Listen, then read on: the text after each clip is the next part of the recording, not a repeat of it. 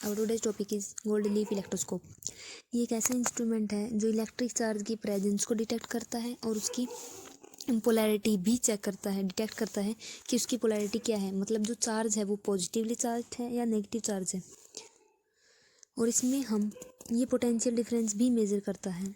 इसमें हम क्या करेंगे कि दो ये एल जो हैं गोल्ड लीफ फॉइल्स ले लेंगे। ये गोल्ड फॉइल्स भी ले सकते हैं हम और एल्यूमिनियम की फॉइल्स भी ले सकते हैं, दोनों सेम तरह ही काम करती हैं।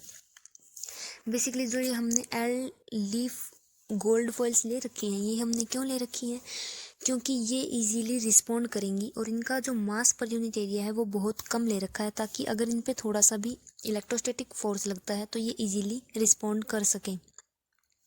उसके बाद इन दोनों रोड को हम ये आर जो है मेटल की रोड है इसके साथ कनेक्ट कर देंगे और फिर इस आर रोड को आगे डिस्क के साथ डी डिस्क से के साथ कनेक्ट कर देंगे और ये डी डिस्क भी मेटल की है। उसके बाद हम एक कोई भी चार्ज रोड ले सकते हैं जो पॉजिटिवली चार्ज हो या नेगेटिवली चार्ज रोड हो। जैसे ही हम इस चार्ज रोड को इस डी डिस्क के कांटेक्ट में लेके आएंगे तो ये चार्ज ट्रांसफ़र होगा और ट्रांसफ़र होते होते ये चार्ज गोल्ड लीफ में चला जाएगा।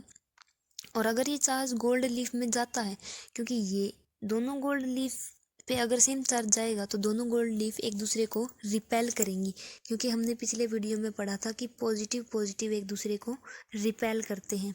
तो अगर ये रिपेल करेंगी तो इससे ये पता चलता है कि इन दोनों का सेम चार्ज है और ये दोनों गोल्ड फॉइल चार्ज्ड हैं। अगर सेम चार्ज है तो ये दोनों ऐसे अलग अलग डायरेक्शन में चली जाएंगी और डाइवर्स हो जाएंगी। अगर एक रोड का पॉजिटिव चार्ज है और एक का नेगेटिव चार्ज है तो इनका डाइवर्जेंस जो एंगल है वो कम होगा।